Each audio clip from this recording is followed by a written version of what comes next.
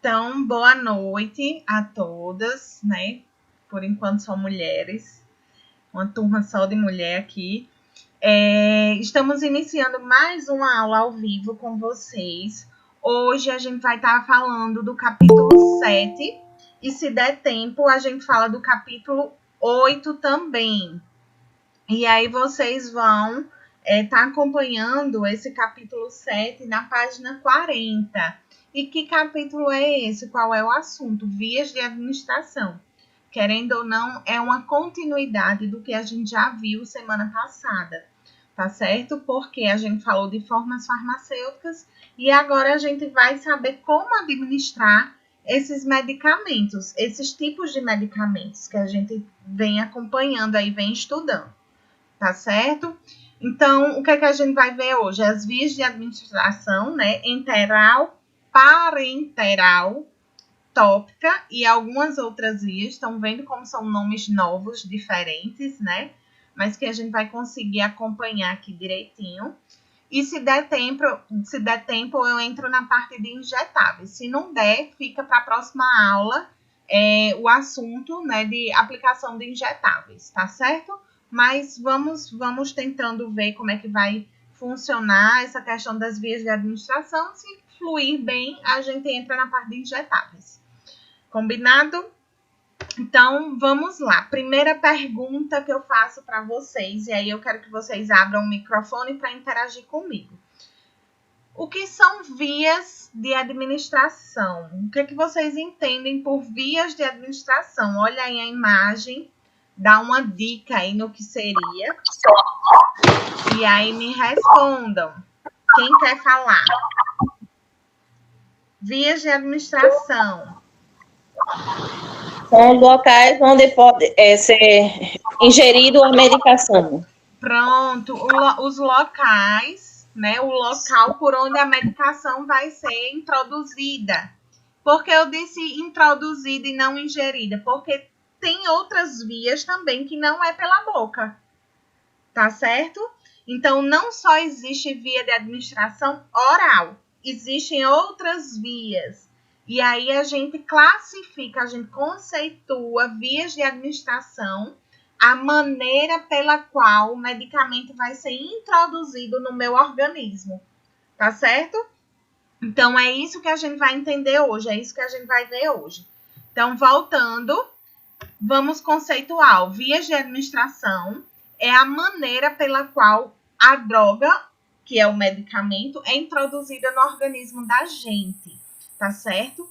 E aí, para eu introduzir um medicamento no meu organismo, vocês concordam comigo que eu tenho que estar sempre relacionando com a forma farmacêutica? Como assim, Priscila? Vamos supor que eu tenho um comprimido. Vocês acham que eu posso administrar ele intravenosa, ou seja, dentro da veia? Vocês acham que um comprimido ele pode ser introduzido na veia? O que é que vocês acham? Eu posso introduzir um comprimido na veia? Não. Não, de jeito nenhum. Então, estão vendo que eu sempre tenho que relacionar a forma do medicamento com a via de administração? Então, eu posso aplicar na veia um medicamento líquido, não é verdade? E ainda tem mais, viu? Vocês vão aprender comigo que não pode ser um líquido oleoso consistente para se aplicar na veia, certo? Então, veia não pode receber nenhum líquido oleoso. Tem que ser um líquido aquoso, né? Aguado, que a gente chama. Tá certo? Isso é mais uma dica. Vamos lá. Eu tenho que estar relacionando a minha via de administração com os meus objetivos terapêuticos e também as condições físicas do paciente. Como assim, Priscila? Vamos lá. Vamos supor que eu tenho uma criança que está nauseada, ou seja, enjoada, vomitando muito, né? E aí eu pergunto a vocês, as condições físicas, né, e da doença dessa criança, faz com que eu escolha que via de administração. Qual a via que vocês acham que seria adequada para ela, já que ela está vomitando muito? A retal. Retal, parabéns! Vamos lá, gente, essa é a primeira via de escolha. Algumas pessoas iriam me responder o quê? Intravenosa, ou seja, na veia, não é? Eu acho que muita gente pensou nisso, mas vamos lá. Vamos supor que ela está em casa ainda e que eu não quero submeter ela a um hospital devido a essa situação que a gente está vivendo. Então, eu não posso optar primeiro pela via retal usando supositório? Posso. Eu não sei se vocês lembram, mas o supositório, ele existe também, por exemplo, a dipirona. Dipirona em supositório, que vai ajudar a diminuir a febre dela, diminuir a náusea, enfim. Tem medicamento retal para esse tipo de sintoma, tá certo? Então, seria uma alternativa. O que é que eu consegui visualizar?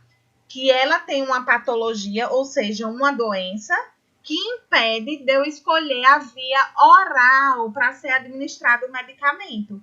Então, eu estou observando o quê? As condições do paciente e qual é o meu objetivo. Meu objetivo é fazer com que ela não tenha mais náusea e que ela consiga tomar a medicação, certo? Por isso que eu escolhi a via retal. Vocês estão conseguindo compreender? Faça um legalzinho aí, para ver se vocês estão conseguindo entender. Todo mundo? Perfeito. Então, vamos voltar lá para o slide. Então, a via de administração é a maneira pela qual o medicamento ele é introduzido, né, no organismo. Que Dani, eu vou lhe chamar de Dani, tá? Você disse que era apelido, então pronto. Então, Dani interagiu aqui comigo de forma bem positiva, dizendo o quê? Que ela escolheria a via retal para administrar o medicamento na criança que está vomitando muito. Por quê? Porque se eu introduzisse uma medicação via oral, ela ia fazer o quê? Vomitar. Ia atender meu objetivo terapêutico? Não. Eu não ia conseguir fazer com que ela tomasse a medicação, porque ela ia vomitar. Não ia resolver o meu problema.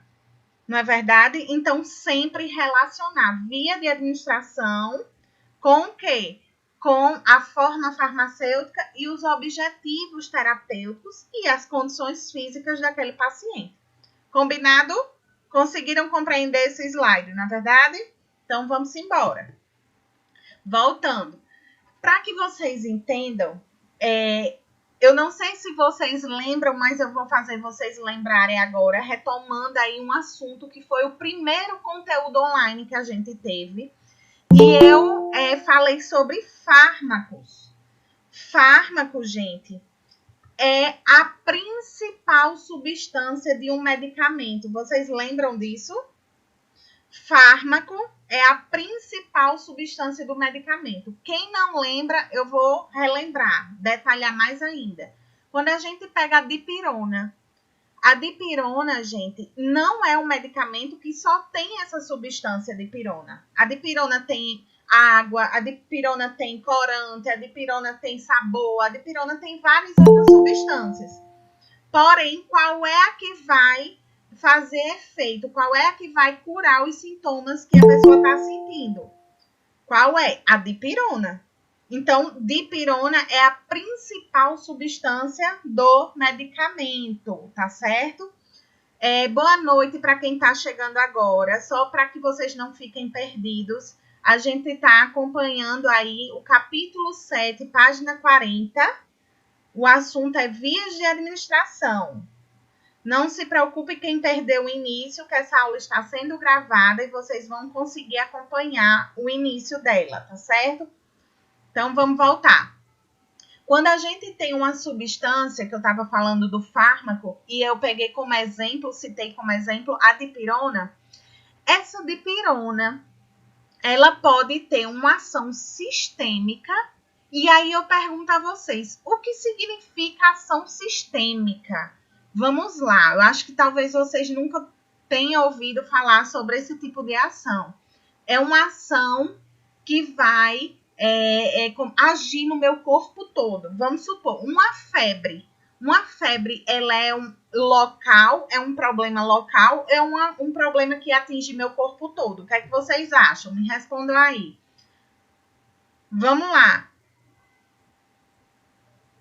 Corpo todo. O corpo todo.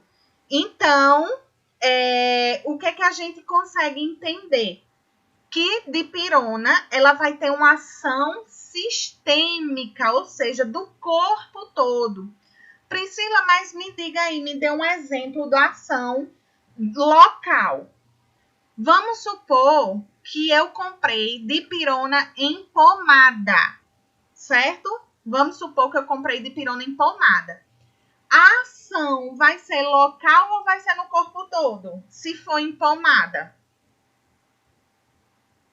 Cadê o povo para me responder? Local. Muito bem, Cassandra. Local. Então, vocês estão entendendo quando eu tenho uma substância que tem efeito sistêmico e uma substância que tem efeito local? Vocês conseguem compreender a diferença de ação do medicamento? Priscila, e quando é que eu vou identificar isso na prática? Quando eu estiver lá trabalhando? Simplesmente quando o médico prescrever lá no receituário, que chegar lá na sua drogaria que você trabalha, chegar lá, dipirona, uso local. Aí vai ter dipirona pomada, tantos miligramas, passar uma vez ao dia. Vocês estão vendo que a via de administração é tópica. Já ouviram falar nisso? Tópica. Via tópica. Pronto, Cassandra me respondeu assim. Débora também, sim. Então, toda vida que vocês ouvirem via tópica significa de ação local. Agora, voltando para o slide, quando a gente tem ação sistêmica, ela pode ser de duas formas, enteral e parenteral. Vixe, Priscila, que nomes difíceis. Nunca ouvi falar na minha vida. É o momento da gente focar nos estudos, reforçar a leitura de todo esse material que a gente está passando hoje, porque vão ter nomes novos. E esses nomes novos causam realmente um olhar mais criterioso para os estudos, tá certo? Então, quando eu falo ação do corpo todo, que é ação sistêmica, ela pode ser enteral ou parenteral. Gilzara, eu vou fechar o microfone só para não atrapalhar aqui a gravação. Então, vamos lá. Quando eu falo ação sistêmica, que é a ação do corpo todo, eu tenho duas vias, enteral e parenteral. Quando eu tenho ação local, eu vou ter o quê? Tópica. Já aprenderam, né? Via tópica. Sistêmica, enteral e parenteral. E agora a gente vai descobrir o que danado é enteral e o que danado é parenteral. Tá certo? Vamos descobrir agora. Via enteral. Vou dar a dica da Pri, porque eu gosto dessas dicas para a gente conseguir assimilar melhor, fixar. Dica da Pri. Gente, quando vocês virem enteral, vão aprender assim, ó. Enteral vai ser tudo que termina em al. Tá vendo? Oral, sublingual e retal. Ó, enteral, oral, sublingual, retal. Tudo termina em al. Tá certo? Então, ó, enteral, se vocês analisarem, é uma via de administração que ela vai ser do trato gástrico intestinal, ou seja, ó, aí não entra nada de injetável. Vocês estão vendo que são medicações que têm que passar por um processo de absorção gástrica diferente de uma via de administração injetável. Então, tudo que for via enteral, lembrar que vai passar por um processo de absorção gástrica. Oral, sublingual e retal. Oral, todo mundo já sabe, pela boca. Sublingual vai ser abaixo da língua. Olha a foto aqui. A gente coloca o medicamento abaixo da língua e esse medicamento ele vai derretendo e aí a artéria que tem abaixo da língua vai absorver todo esse medicamento e esse medicamento vai cair na corrente sanguínea rapidinho. Ou seja, vai ter uma ação muito mais rápida, bem mais acelerada do que a via oral. E a via retal, por último, que todo mundo já sabe, que a gente deu até o exemplo hoje, que foi o supositório, tá certo? Então, via enteral, dica da Pri, tudo que termina em al, oral, sublingual e retal. Conseguiram acompanhar isso? Via enteral, oral, sublingual e retal. Não esqueçam. Isso é questão de concurso, questão de processo seletivo para a área de vocês, viu? Isso aqui cai bonitinho nas questões de concurso para auxiliar de farmácia e em processo seletivo, de repente, para vocês irem aí, serem contratados para uma drogaria, trabalhar numa farmácia. Olha aí que bacana. Então, guardem essas informações, tá certo? Que são preciosas, dicas de ouro. Então, compreenderam, né? Enteral, oral, sublingual e retal. E aí, a gente também já aprendeu via tópica, que tem ação local. Não foi assim? Vamos adiante. Gente, vou falar um pouquinho mais sobre a via oral. Para quem não sabe, essa via é a via mais econômica, ou seja, mais barata, mais acessível. Porém, ela tem algumas contraindicações. Por exemplo, pacientes que estão vomitando.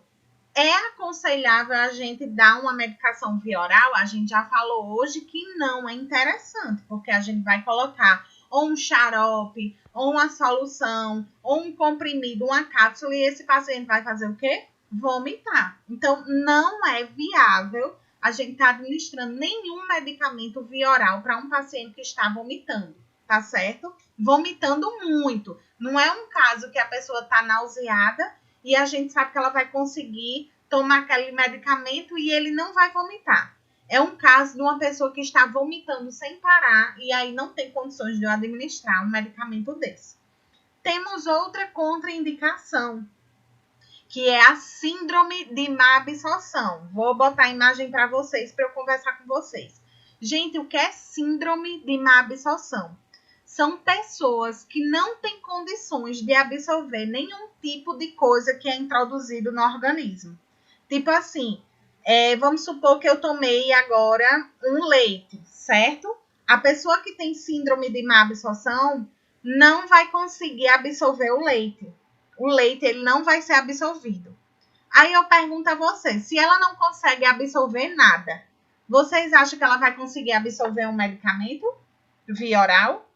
Não, não é verdade? E aí o que é que acontece? Essas pessoas que não têm esse processo de absorção normal, elas usam uma sonda, certo? E essa sonda é direto lá no estômago ou no intestino, para que aquele alimento já vá direto para o local, tá certo? Então, não é viável eu administrar via oral um medicamento se a pessoa não vai absorver, ou seja, o medicamento não vai fazer efeito nenhum, porque ela não consegue absorver, tá certo? Então, estão entendendo que a gente precisa analisar o caso do paciente para saber se a gente pode fazer a escolha de uma via oral ou de uma via retal, enfim. A gente tem que saber as condições do paciente, tá certo?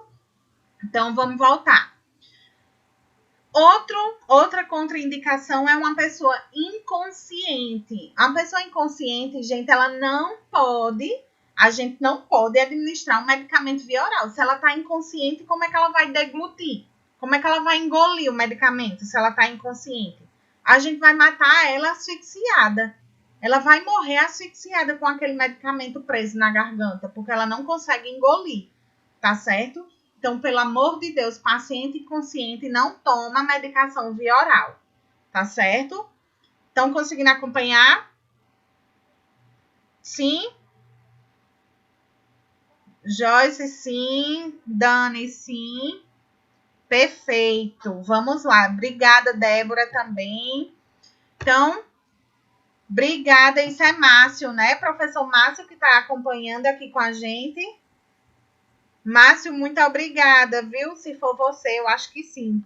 Obrigada por estar acompanhando aqui a aula. Vamos lá. Gente, falei de via de administração enteral, que eu dei a dica a vocês, que é tudo que termina em al, né? Enteral, oral, sublingual e retal.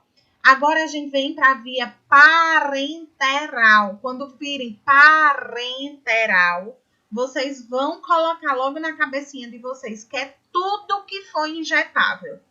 Então, vamos supor que vocês vão participar de um processo seletivo para conseguir uma vaga aí numa drogaria. E aí tem lá na questão assim, ó, prestem atenção, olha a dica valiosa. Prestem atenção. Marque a alternativa que apresenta só via enteral. Aí eu coloco lá na alternativa intravenosa, intramuscular e oral. Tá correta? Enteral. Não, muito bem. Porque intravenosa, intramuscular, ela é parenteral, ela é injetável. Então, não entra na via de administração enteral. Tá certo? Então, é assim que vai cair nas questões, que vai cair nas provas, que vocês vão se deparar. Então, fiquem atentos às dicas. Priscila, você tá mandando eu decorar um negócio para a prova? Não, gente. Eu estou facilitando a fixação do conteúdo na cabecinha de vocês, porque são nomes diferentes, nomes que não são comuns. E aí, querendo ou não, há um cuidado maior para que a gente aprenda esses nomes, tá certo? Então, vamos voltar. Via parenteral, intravenosa. Intravenosa, vocês acham que é dentro de onde? Intravenosa. Dentro de onde? O que é que vocês acham?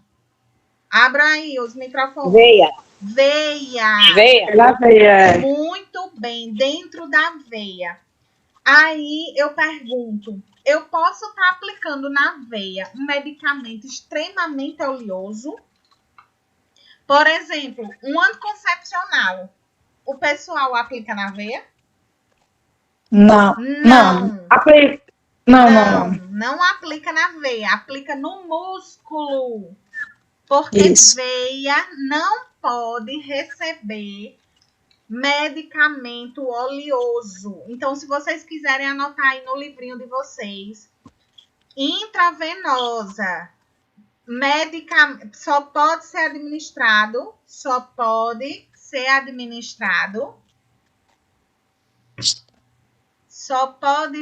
administrado medicamentos não oleosos.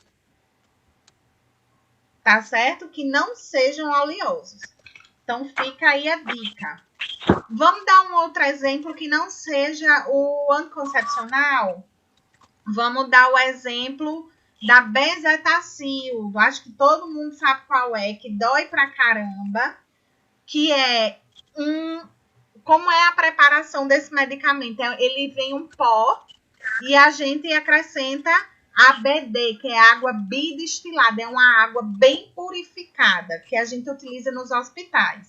Tá certo? Aí me diga uma coisa. Quando eu diluo o pozinho com esse ABD, você acha que vai ficar um líquido grosso ou um líquido fino?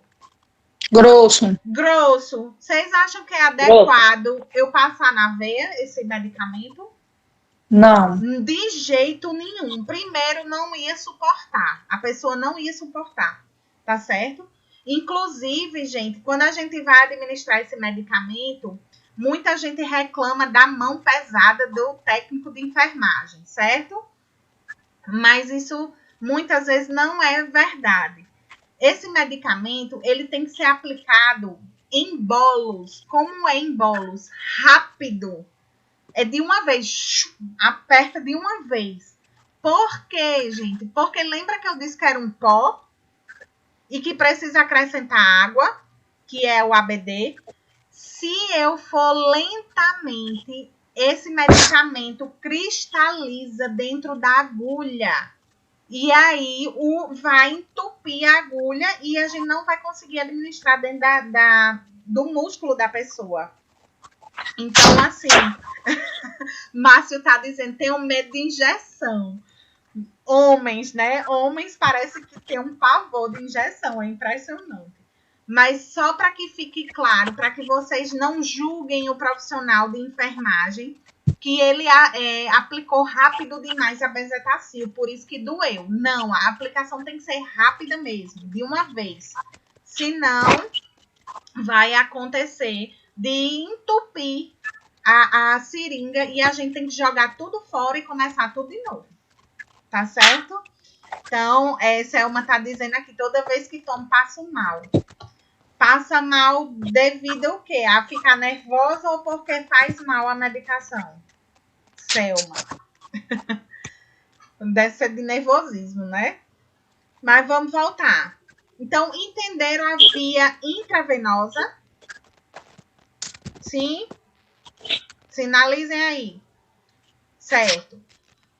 Antes de a gente entrar para outra via de administração parenteral, que são as injetáveis, eu vou explicar para vocês, para que vocês entendam as camadas da pele, para que vocês entendam onde é que vai ser aplicado esses medicamentos.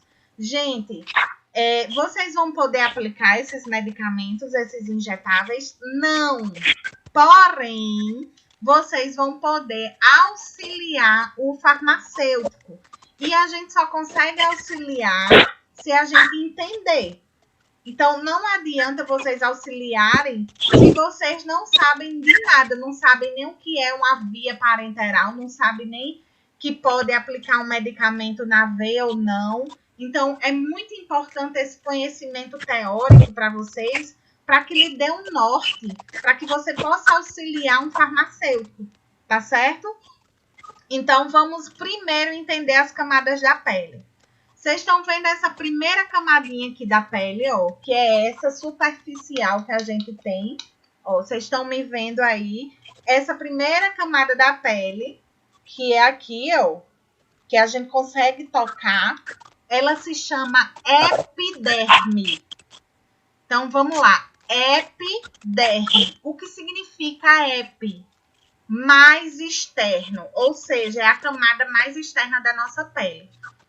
Se vocês quiserem anotar, gente, isso cai muito também em concurso, em processo seletivo. Qual é a primeira camada da pele? Epiderme. Perfeito. Maria de Fátima, não foi? Falou também comigo? Muito bem. Epiderme, primeira camada da pele. Qual é a segunda camada da pele? É essa aqui que eu tô passando o mouse, ó. Essa aqui. Segunda camada da pele, como é que se chama, gente? Derme. Primeira camada, epiderme. Segunda camada, derme. Já eu falo quais são as medicações aplicadas, quais as vias de administração aplicadas em cada camada, tá certo? Por enquanto, vamos aprender as camadas. Terceira camada da pele, que é essa aqui, amarelinha, ó, essa amarela, se chama tecido subcutâneo. Tecido subcutâneo, terceira camada da pele.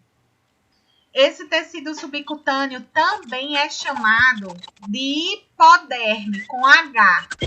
Hipoderme. Se escreve com H. Em alguns livros vocês vão ver hipoderme e em alguns outros livros vocês vão ver tecido subcutâneo.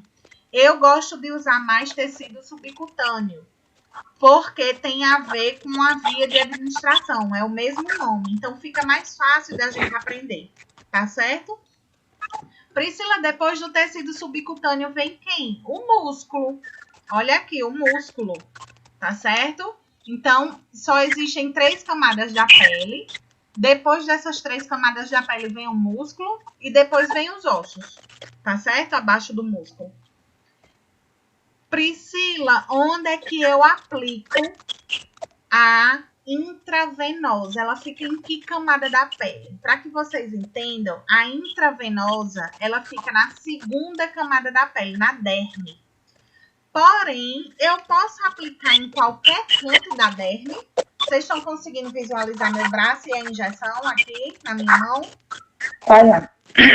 E deixa eu só ajeitar aqui para que vocês visualizem. Ó, se eu aplicar em qualquer canto da derme, aplicar em qualquer canto, eu vou conseguir fazer a administração intravenosa em qualquer canto da derme? O que é que vocês acham? Não! Eu tenho que achar quem? A veia.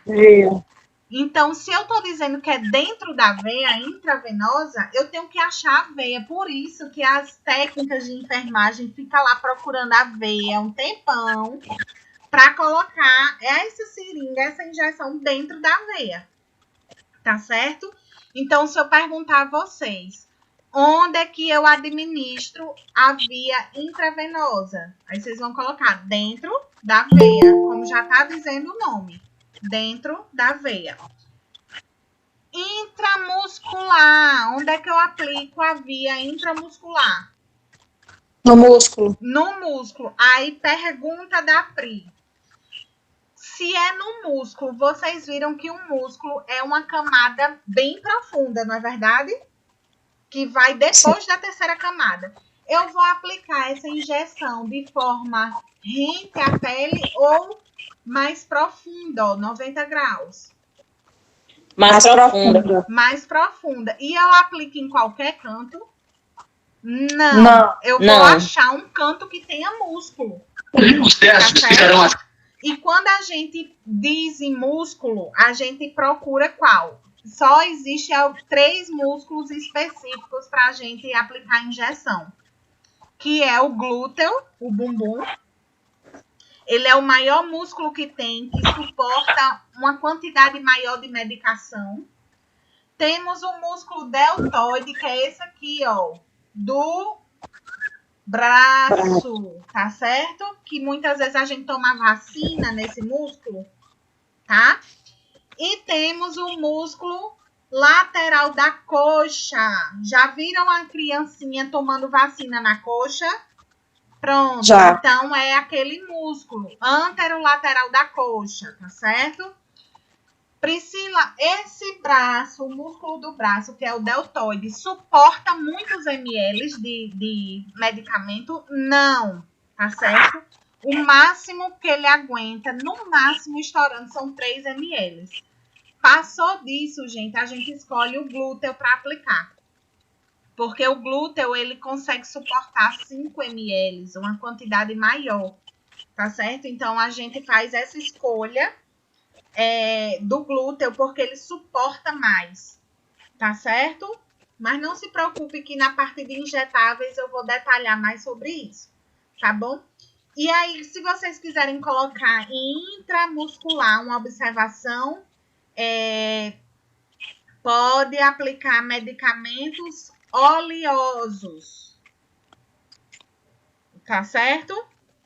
Pode aplicar medicamentos oleosos, que na veia não poderia. Lembra que eu disse a vocês? No músculo pode. Lembrar que a aplicação, gente, é mais profunda. A gente coloca a agulha toda para poder conseguir chegar no músculo.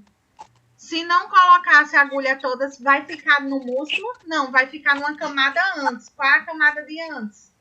Tecido. Qual é a camada que vem antes do músculo? Tecido subcutâneo. Certo?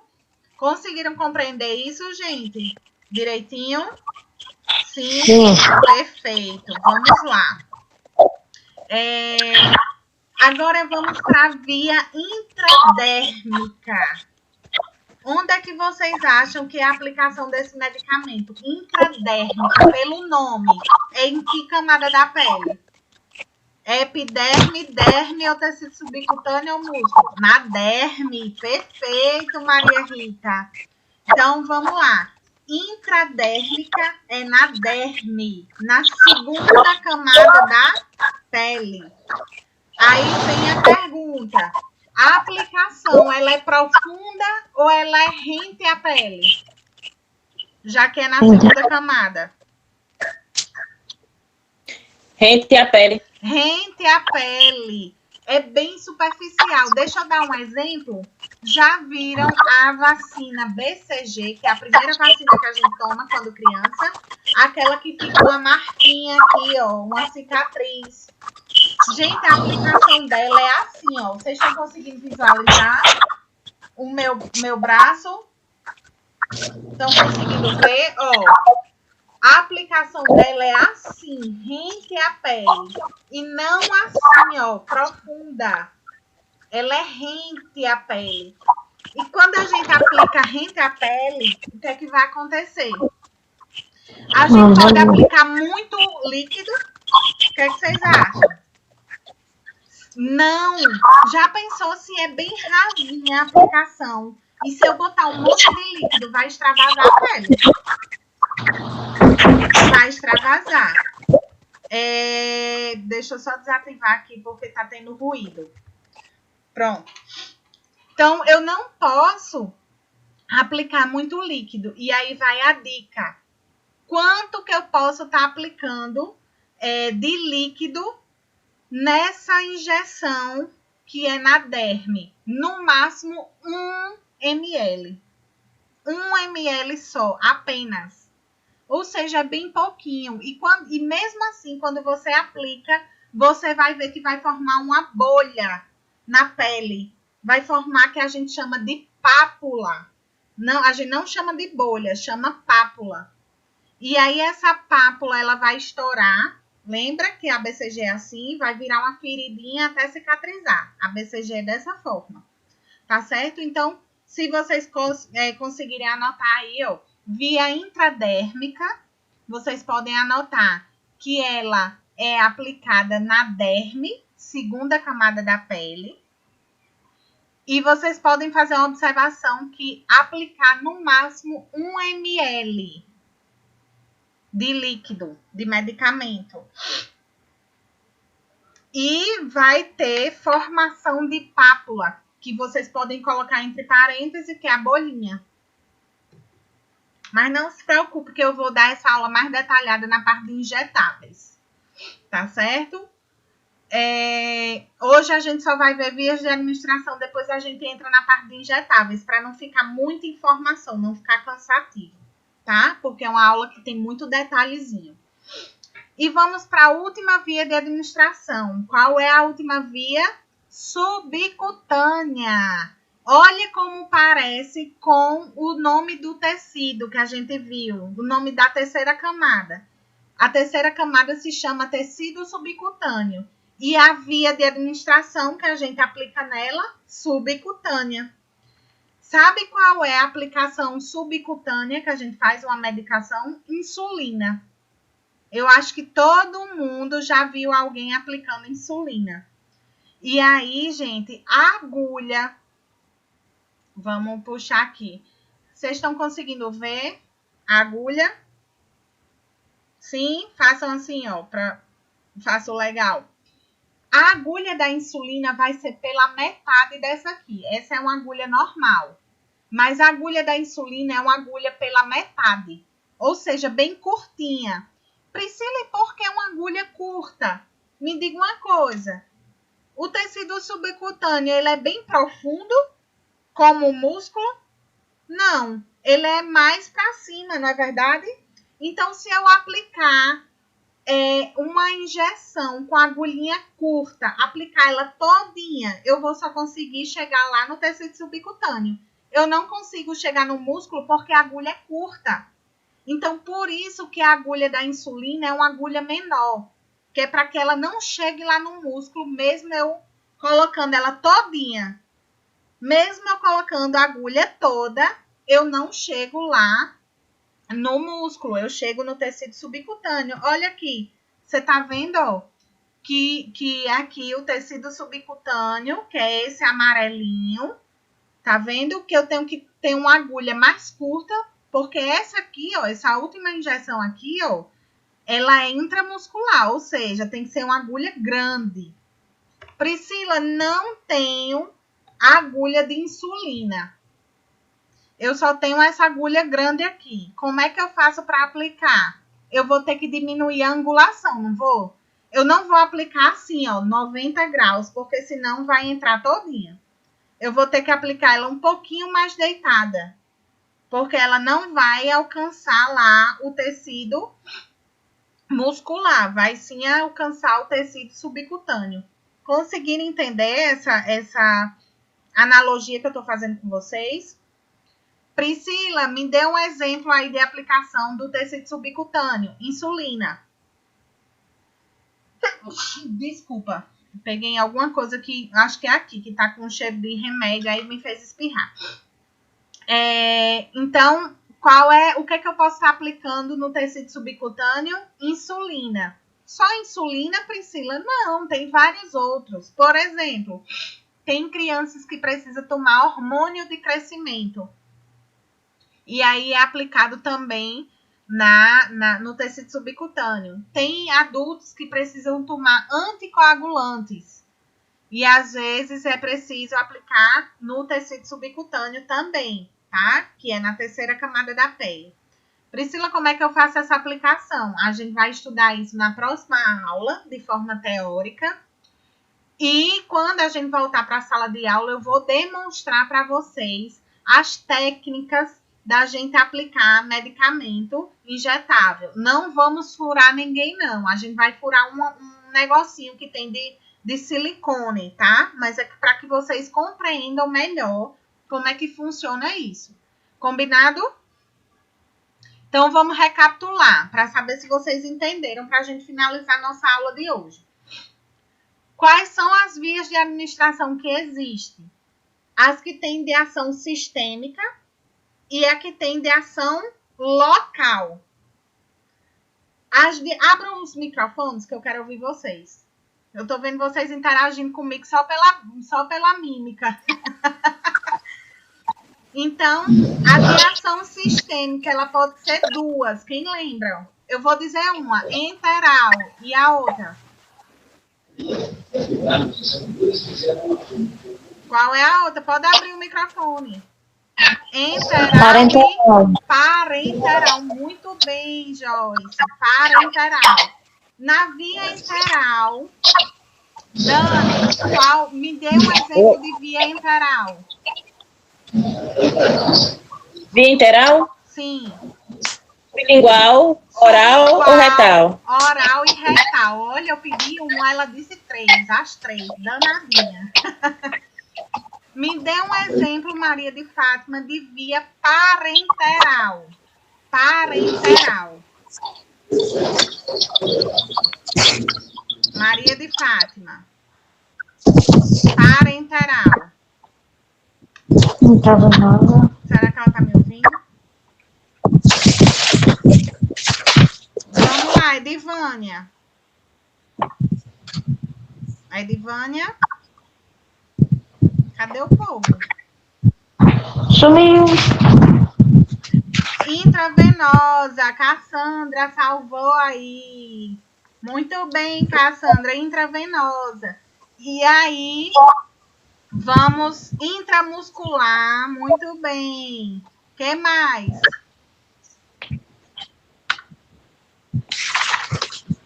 Qual mais? Quem fala? Intradérmica. Intradérmica. E só falta uma. Subcutâneo. Muito bem. Obrigada, Maria de Fátima. Você respondeu também. Então, vamos lá. Só recapitulando. Via enteral. Dani falou oral, sublingual e retal. Via parenteral. Cassandra falou intravenosa, intramuscular e Maria de Fátima intradérmica e eu complementei com a subcutânea. E eu acho que Joyce também falou, certo? Agora vamos relembrar as camadas da pele. Qual é a primeira camada da pele, Maria Rita? Vamos ver se Maria Rita tá me ouvindo aí, se consegue se comunicar comigo. Maria Rita disse que é a derme. Dani, é derme? Cassandra respondeu. Epiderme. Gilsara, qual é a segunda camada da pele? Você lembra? A derme. Derme, parabéns, Gilsara. Lauane, que não é Lauane, que eu não lembro mais o nome. Lauane, que não é Lauane. Qual é a terceira camada da pele? Vamos ver se ela consegue responder aí. Tá me ouvindo? Quem quer responder? Subcutânea. Ou hipoderme. Ou hipoderme. Maria Rita também respondeu. Muito bem, gente. Parabéns, viu? Vocês conseguiram compreender bem direitinho o nosso conteúdo. Por mais que seja um conteúdo mais complexo, mas vocês conseguiram entender. Isso é que importa. Os nomes vocês vão gravar estudando, revisando. Certo? Então, vamos só finalizar. Eu vou passar essa parte de injetáveis que eu vou deixar para a próxima aula. E aí a gente finaliza aqui com a revisão e orientação do exercício, tá certo? Vamos ver se vocês conseguem me responder. Marque a alternativa que contém apenas via de administração parenteral. Então, intravenosa intramuscular. E aí vamos para a letra A. Intradérmica, suspensão e oral. Essa resposta está correta? Ela é parenteral, desculpa. Respondam aí, eu quero ouvir vocês. Abram os microfones que eu não estou vendo vocês. Não dá para ver. E aí, a letra A está correta, gente? Não. Não. B, subcutânea, intravenosa e intramuscular. Essa questão, ela é parenteral? Subcutânea é parenteral? É.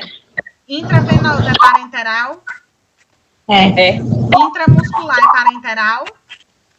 É. Pois é essa questão a correta. Muito bem, vocês estão maravilhosas. Qual o nome da terceira camada da pele e a via de administração referente? Qual é o nome da terceira camada da pele, gente? Subcutânea. Ou epiderme. Subcutâneo ou epiderme. E qual é a via de administração que a gente pode aplicar no tecido subcutâneo? É o mesmo nome. Qual a via de administração? Subcutâneo não é a insulina? Subcutânea, exatamente. Então, ó, qual é o nome da camada da pele? Tecido subcutâneo ou hipoderme. E qual é a via de administração referente? Subcutânea. Subcutânea. Via subcutânea. Qual a via de administração de efeito local? Que eu falei da pomada. Tópica! Ê, vocês são maravilhosas! Gente, eita que Maria de Fátima tá danada com calor! Ai, meu Deus! Vamos lá. Gente, vocês gostaram da aula de hoje? Deu para acompanhar direitinho? Quero ouvir vocês. Que coisa maravilhosa. Adoro compartilhar essas aulas com vocês, assim, ao vivo. Eu acho que é muito produtivo para a gente. A gente consegue assimilar bem melhor. Adoro participar com vocês. Incentivem as colegas de vocês no grupo para participarem dessas aulas tão gostosas, tá? Muito obrigada pela participação de vocês. Vou deixar aqui... Sim, próxima aula a gente vai ver a parte de injetáveis, tá certo? E se der, eu entro na parte de bula de medicamentos. Minha última mensagem: o sucesso é a soma de pequenos esforços repetidos diariamente. Então, todo dia a gente anda um passinho, aquele trabalho de formiguinha, mas para a gente chegar no nosso objetivo final, tá certo? Então, hoje foi mais um dia, mais um passo da formiguinha, né, para a gente alcançar nosso objetivo, que é o nosso certificado, que é a nossa capacitação, que é a nossa profissionalização e garantir o nosso emprego aí no mercado de trabalho, certo? Então, deixo aqui meus parabéns para vocês que conseguiram acompanhar essa aula assim, de forma divina. Amei mesmo. Achei que vocês iam ter mais dificuldades, mas eu estou assim, muito feliz com o resultado. Maria de Fátima quer falar comigo, eu acho. Liga o microfone, meu amor. Está desligado. Dê um toque na tela e abra o microfone. Vê se ela consegue aí. Ela está digitando. Eita, Dani está dizendo, vai uma água de coco? Vai sim, eu quero, Dani. Você é muito chique. Maravilhosa. Maria de Fátima tá falando, né, Maria de Fátima? Mas tá sem áudio. Eu acho que ela tá digitando aí pra gente.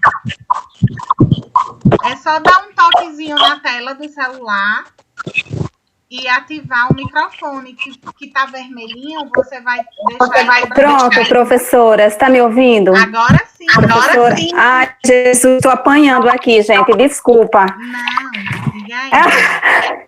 Tem horas que eu ligo, tem horas que eu desligo, tem horas que eu tô ouvindo. O problema é o seguinte, eu tô com um probleminha no meu telefone, eu tô usando um fone de ouvido. Certo. Então, tem horas que ele tá fugindo. Aí eu acho que você não...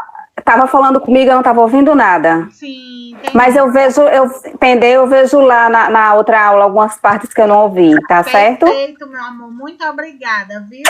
Obrigada eu, cheiro. Cada uma de vocês. Tá, beijo obrigada. bem especial pra todas. Até a Tchau, próxima tchau. semana. Adeus. Beijo. Ótimo, beijo. Gente, pelo amor de Deus, eu tenho que dar um jeito nesse telefone. Tô perdendo.